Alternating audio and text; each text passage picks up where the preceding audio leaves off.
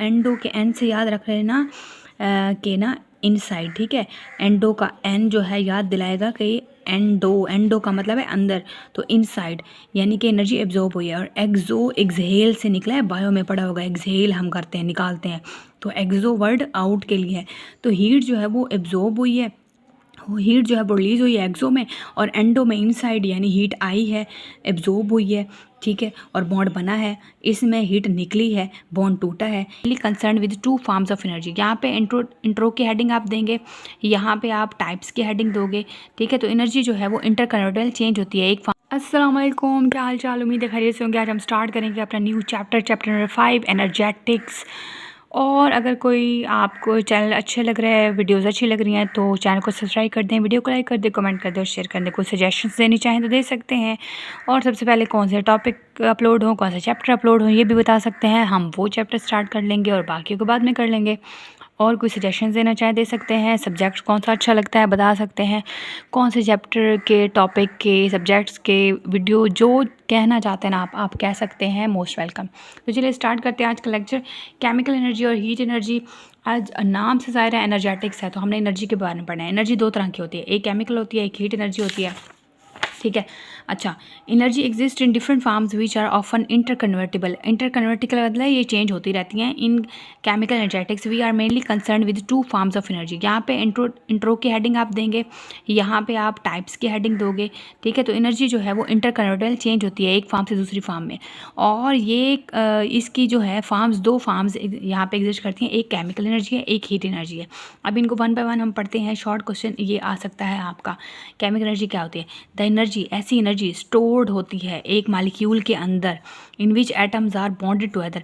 जो chemical energy क्या होती है, केमिकल नाम से जाहिर है किसी भी वो जो मॉलिक्यूल मिलके केमिकल कंपाउंड बना रहे होते हैं, तो मतलब दो एटम्स के दरमियान, एक मॉलिक्यूल के अंदर दो एटम्स कंबाइन है, बॉन्डेड है, इनके दरमियान एनर्जी स्टोर्ड है, इसलिए इस एनर्जी को केमिकल एनर्जी कहते हैं। हीट एनर्जी का है, नाम से जाहिर है द एनर्जी रिलीज्ड, ये रिलीज होती है when a bond is formed and absorb when it is broken, ठीक है। अच्छा, अगर कोई बॉन्ड बना है या कोई बॉन्ड टूटा है तो एनर्जी रिलीज होगी या एब्जॉर्ब होगी। अगर तो बॉन्ड टूटा है, ठीक है, तो यहाँ पे एनर्जी क्या होगी, एब्जॉर्ब होगी। Release when bond is formed, और बॉन्ड जब बना है तो एनर्जी निकल जाएगी, एनर्जी निकलेगी।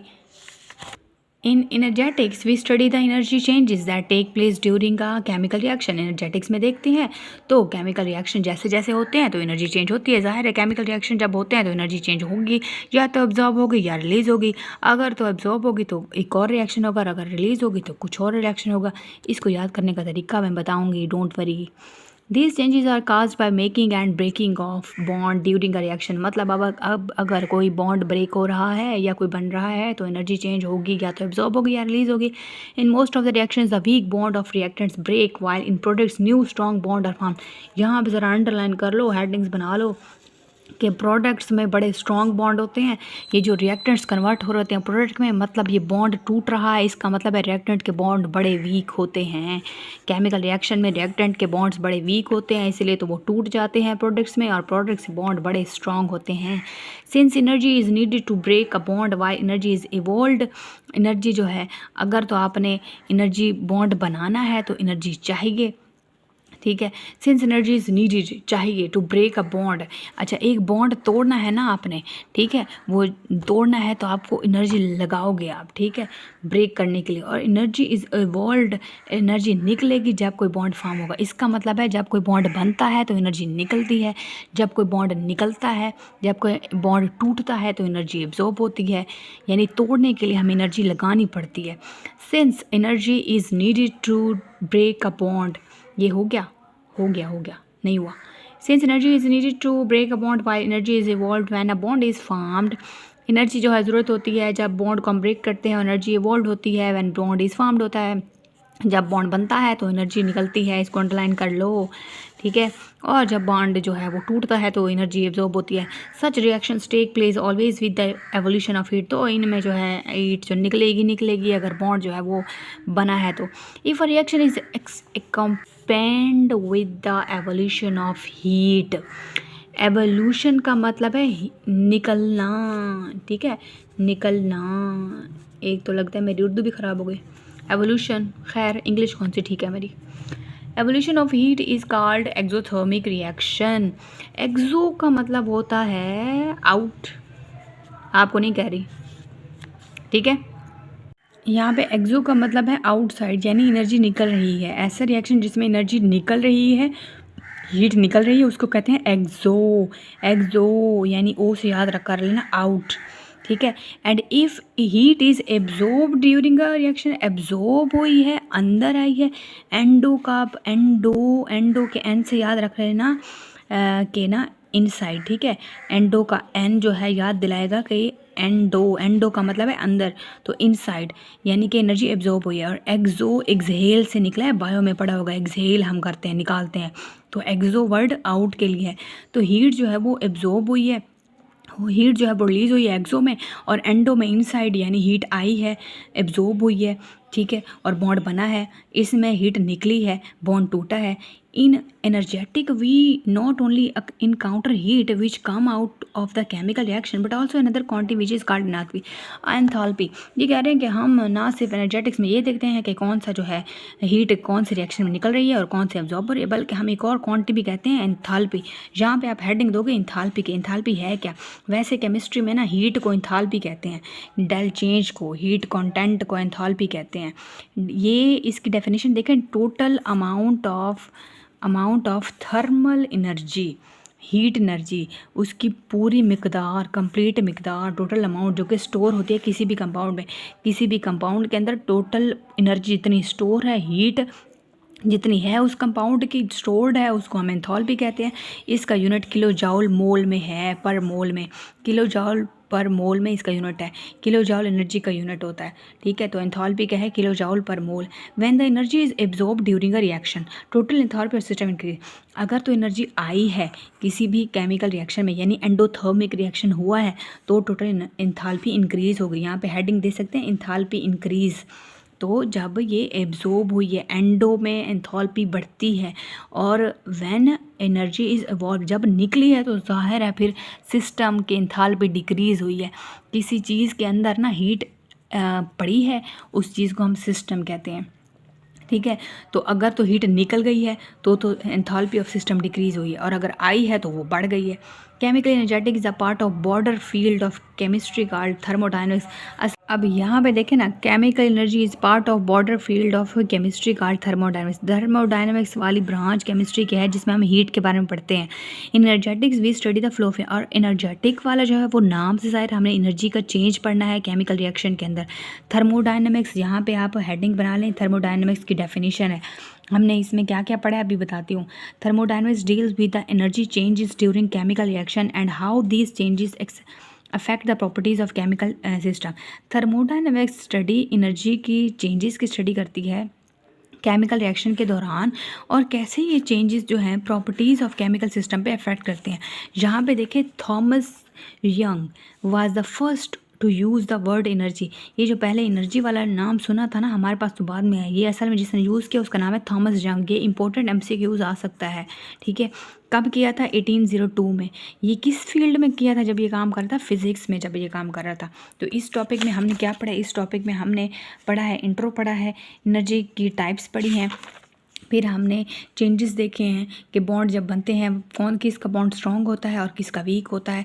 फिर हमने एक्सो एंडो पढ़ रहे हैं, एक्सो वाले आउटसाइड जब हीट निकलती है, एंडो वाले एब्जॉर्ब होती है। फिर हमने एंथैल्पी देखी, enthalpy total amount of thermal energy जो किसी स्टोर में, कंपाउंड में स्टोर होती है, इसका यूनिट हमने देखा है। फिर हमने देखा है कि इस एंथैल्पी इंक्रीज़ कब होती है, जब एनर्जी एब्जॉर्ब होती है, हीट एब्जॉर्ब होती है। डिक्रीज़ कब होती है, एंथैल्पी जब निकलती है किसी सिस्टम से। और यहाँ पे हमने थर्मोडायनेमिक्स देखा है। थर्मोडायनेमिक्स जो है वो ब्रांच है केमिस्ट्री के जिसमें हम क्या करते हैं, जिसमें ये डील करते हैं किसके साथ, एनर्जी चेंजेस के साथ, कि ये कैसे एनर्जी चेंज हो रही है, हीट चेंज हो रही है, और केमिकल रिएक्शन के दौरान कैसे ये चेंज हो रही है, और कैसे ये इसकी प्रॉपर्टी केमिकल अफेक्ट कर रही हैं।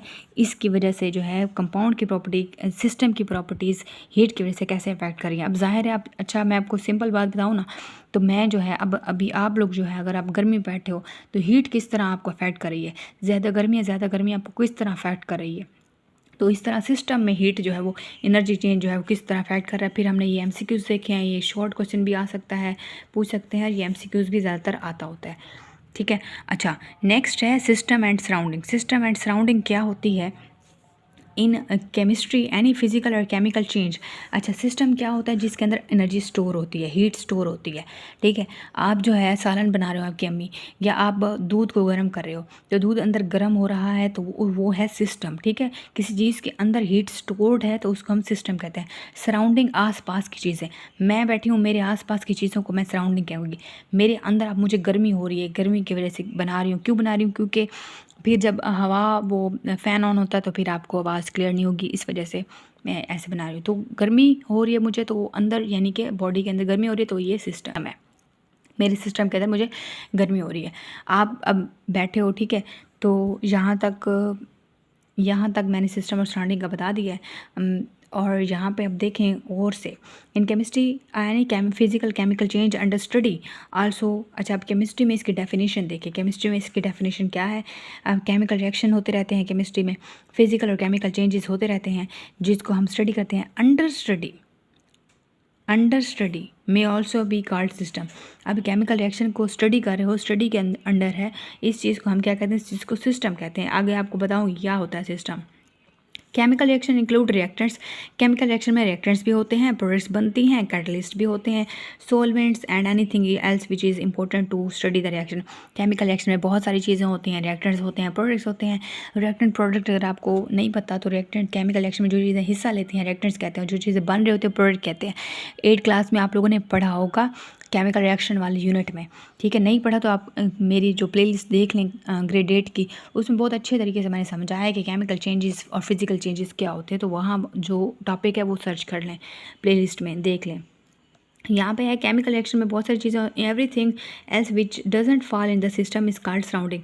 अब जो आसपास चीज़ें हैं सिस्टम के अंदर जो नहीं गिरती उसको हम कहते हैं सराउंडिंग। अब फॉर एग्जांपल ये देखें ना, एक सिस्टम है, अब ये एंडोथर्मिक वाला सिस्टम है, तो इसमें जो चीज़ है, इसमें ये सिस्टम है, ये बाहर की चीज़ जो है सराउंडिंग है, ठीक है। तो बाहर वाले चीज़ जो है उसको सराउंडिंग कहते हैं केमिस्ट्री में।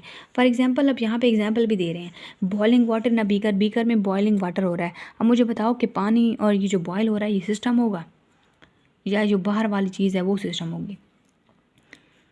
The water molecule will be called system. पानी, जाहिर है पानी बीकर के अंदर है तो पानी के मालिक्यूल सिस्टम होंगे। While everything surrounding like this, और जो बाहर इसकी चीज़ पड़ी है, फॉर एग्जांपल अब बीकर है, ये बाहर है, बीकर के जो बर्नर है वो बाहर है, इस चीज़ को हम क्या कहते हैं? इस चीज़ को कहते हैं surrounding. When energy is transfer from surrounding to system, जब एनर्जी ट्रांसफ़र होती है सराउंडिंग से सिस्टम के अंदर तो होगा क्या? अब ज़ाहिर हम हीट कर रहे हैं तो बाहर हीट है, बाहर है सराउंडिंग, और हमने ऊपर क्या चीज़, जो भी चीज़ रखी हुई है वो अंदर गर्म हो रही है, अंदर यानी सिस्टम। तो change is called endothermic reaction, क्योंकि अब बॉडी के अंदर चेंज आ रहा है, गर्मी हो रही है तो अंदर चीज़ आपकी गर्म हो रही है, तो उसको हम एंडोथर्मिक कहते हैं। इट इज़ पॉजिटिव साइन, इसको हम पॉजिटिवली वैल्यू, एंडोथर्मिक की वैल्यू पॉजिटिव होती है। जो एनर्जी निकल रही होती है सिस्टम से सराउंडिंग में, बाहर अंदर से बाहर जा रही है, तो इस चीज़ की वैल्यू जो है वो नेगेटिव होती है और इसको हम एक्सोथर्मिक कहते हैं। अब भी हमने एक्सोथर्मिक एंडोथर्मिक पढ़ा है, ठीक है। तो अगर सिस्टम के अंदर एनर्जी एब्जॉर्ब हो रही है तो इस चीज़ को एंडो कहते हैं, और अगर बाहर निकल रही है, फॉर एग्जांपल मैं आपको एक बात बताऊं, ये जो आप चाय गर्म करते हो, ठीक है, चाय बनाते हो, तो चाय जो आपकी बन रही है आपके उसके अंदर, वो अंदर गर्म हो रही है, वो सिस्टम है। आप जैसे ही बाहर निकालते हो वो हीट बाहर निकलना शुरू हो जाती है, तो वो अब सराउंडिंग का हिस्सा बनने जा रही है। तो अगर ट्रांसफर हो एनर्जी तो वो एक्सोथर्मिक है, और अगर अंदर आ रही है तो वो एंडोथर्मिक है। यहाँ एंडो और एक्सो वहाँ इकट्ठे हो रहे होते हैं। Energy evolve during a chemical reaction is everyday life for cooking, heating, lighting, transportation, much more. यहाँ पे कह रहे हैं कि हर जगह होती है। यहाँ पे अब दिखा भी रहे हैं कि सराउंडिंग गेट कूलर कैसे होती है, जब अंदर वाली हीट जो है, अब फॉर एग्जांपल आप एसी वाले रूम में बैठे हो, आप अभी एसी ऑन नहीं किया, लेकिन आप ऐसे रूम में आए जहाँ बहुत गर्मी थी, ठीक है, हीट थी, तो आपने क्या किया? आपने एसी ऑन किया, तो अब आपकी हीट जो है वो ट्रांसफ़र होना शुरू हो गई है, निकलना शुरू हो गई है, सराउंडिंग आपकी कूलर होना शुरू हो गई है। अच्छा, सराउंडिंग गेट वार्म में क्या होती है? जब हीट बाहर निकलना शुरू करती है, ठीक है। अच्छा, यहाँ पे है enthalpy is important because tell us how much heat is present in system.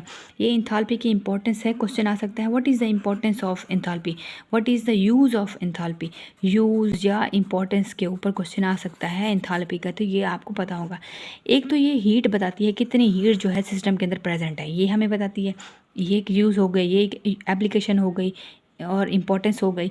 और heat important because we can extract useful work from it, और हम हीट से जो है इस हीट से काम भी ले सकते हैं, और ये हमें बताती भी है कि कितनी हीट है। ठीक है, यहाँ तक कोई मसला हो ज़रूर पूछिएगा। मिलते हैं नेक्स्ट लेक्चर में, अपना ख्याल रखिएगा। वीडियो अच्छी लगे तो लाइक कमेंट शेयर ज़रूर कर दें, और कोई सजेशन देनी हो तो दे सकते हैं। और ये जो क्वेश्चन है ये शॉर्ट क्वेश्चन के लिहाज से इंपॉर्टेंट है। हाँ, ये लॉन्ग आ सकता है, बाकी जितना पढ़ा है ऊपर ये शॉर्ट है। ठीक है, एक्सो एंडो का डिफरेंस पूछ सकते हैं। अपना बहुत सारा ख्याल रखिएगा। मिलते हैं नेक्स्ट लेक्चर में। Thank you so much. अल्लाह हाफिज़।